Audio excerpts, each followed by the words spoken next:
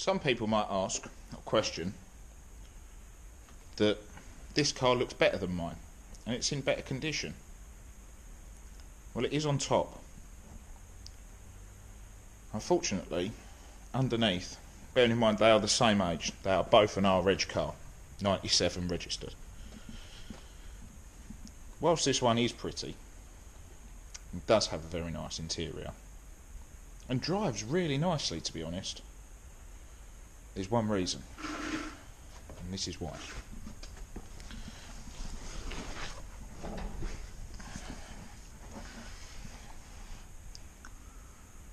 This is a repaired rust panel.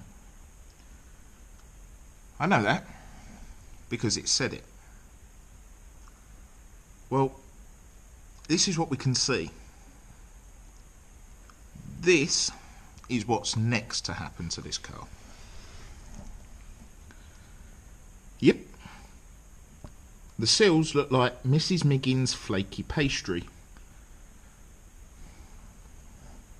Oh, so does part of the floor. And all the way back. Whilst they're the same year, and mine has done over double the mileage this has, mine doesn't look like that underneath. So as far as I'm concerned, I have the better chassis. I can put bits of this one onto my one. Wings, bonnet, make it look a little bit better. I really don't want to have to start grafting seals and chassis rails, and it's not even worth it. It's really not even worth grafting a seal onto one. Hey, I've got a gearbox, I've got some spares. Before I take this one out, let's go for a quick walkies and see why I'm doing all of this. Through the workshop we go. Outside. Turn the light on. And not that you can see much, but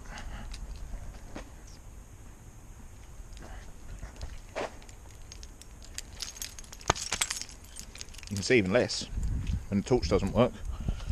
Yep. Another R-Reg. This one's mine.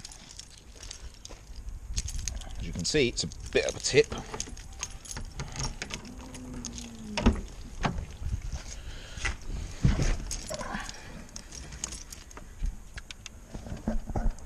It might not even start, but let's see. Oh, it started! Good-o! This is another problem. The engine started and running. I'll turn the light on. The engine started and running. And I have all sorts of warnings.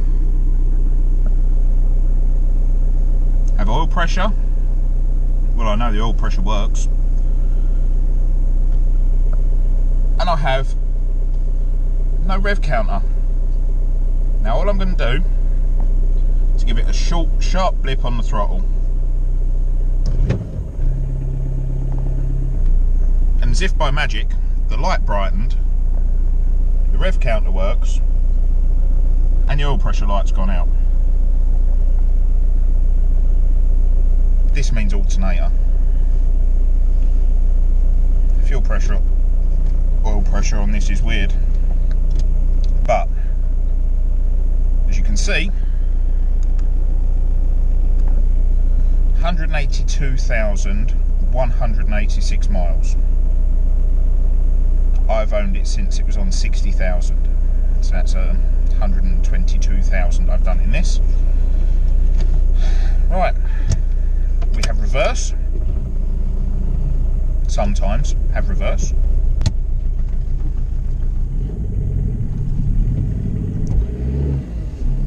And it's just jumped out of reverse again.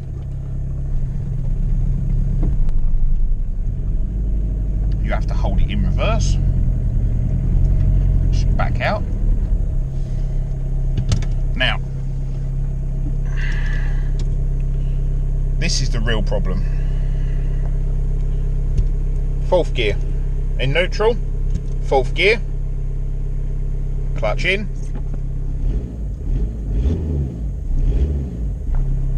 Don't believe me, I'm in fourth.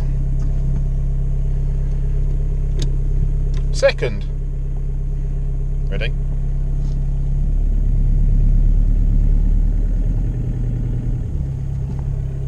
We have movement. Neutral. 100% neutral. Fourth gear.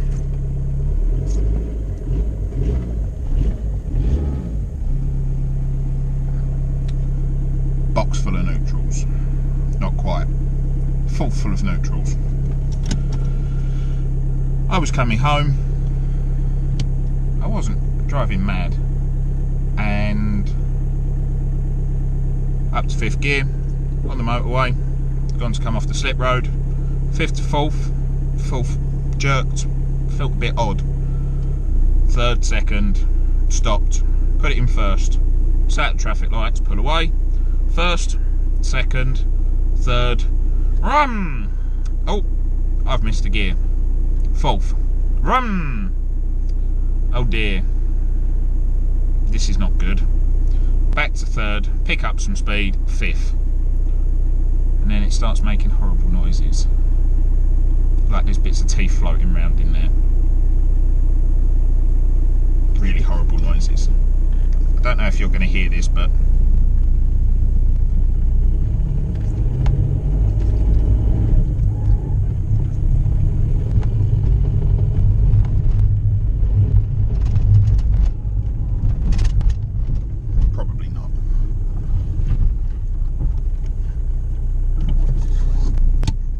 drive one-handed and hold it in reverse is not cool.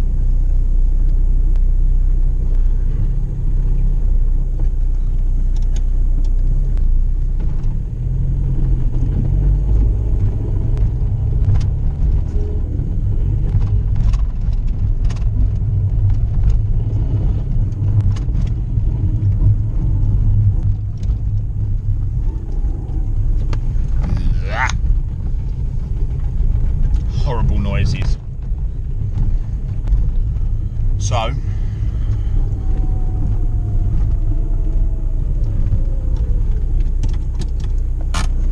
real horrible noises. Since it wasn't that difficult to take the engine out, I think I'm going to take the engine and gearbox out. I'm going to do a cam belt, oil change, filter, change the power steering fluid, change the gear oil,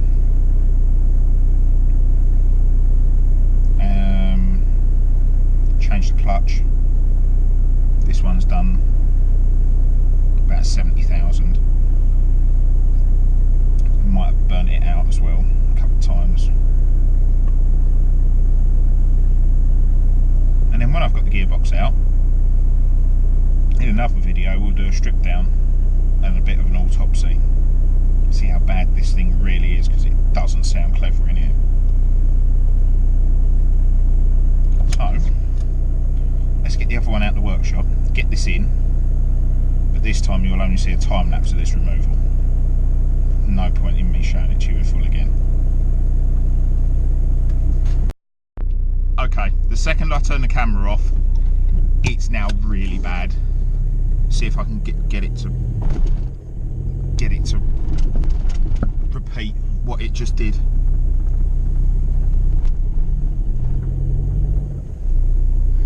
It's right, there's nothing behind me, the windows are steamed up. Let's see if I can make it repeat what it just did. See if you can see it.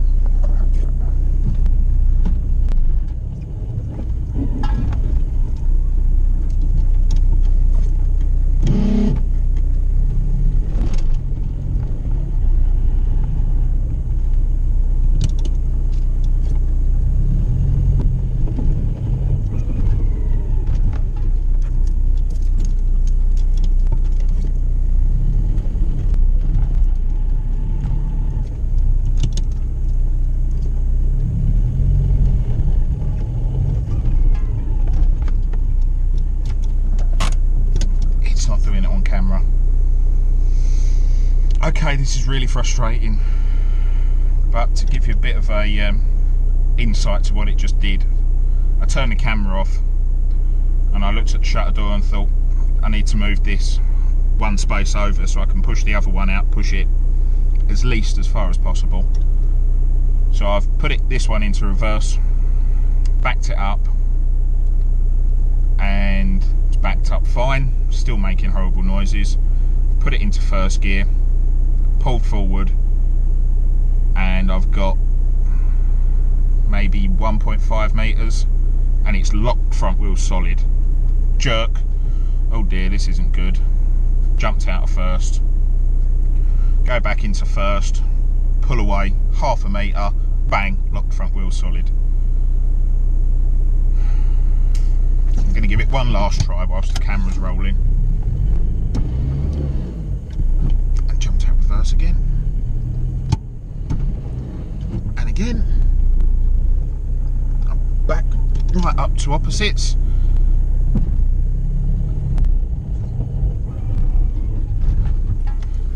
And now it's not doing it. Just put a bit of steering lock in it.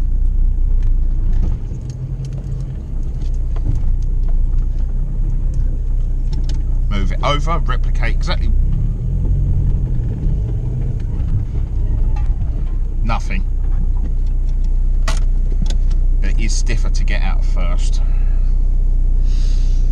Bless, she's camera shy.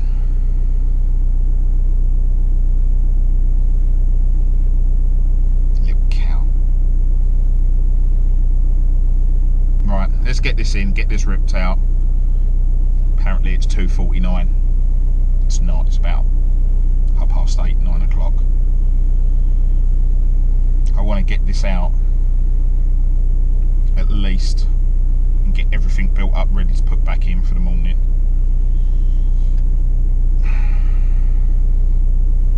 Off we go, I suppose. Right,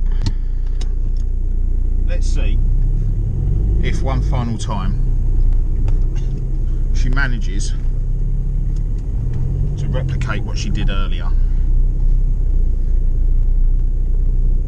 Probably won't, but it's worth a try.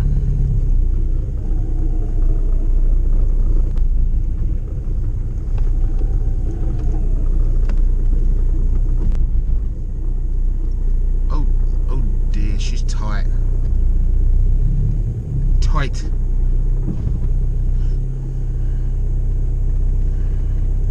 Tight. Tight like going nowhere, tiger. Hold on.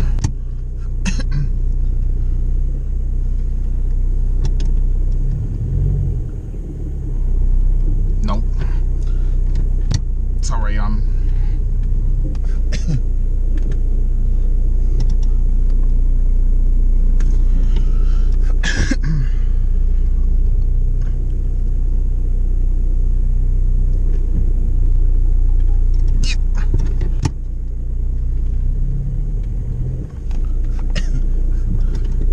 trying to look at my phone that's connected to the camera that's on the ceiling and try and drive the car in under it without running anything on the floor over,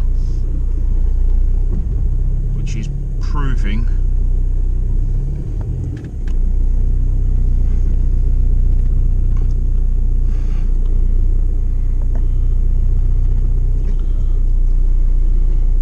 to be a task easier said than done. Thinking about there. No, I'm not. Nope, too far. There we go. Hasn't done its little symptom. Slightly annoying.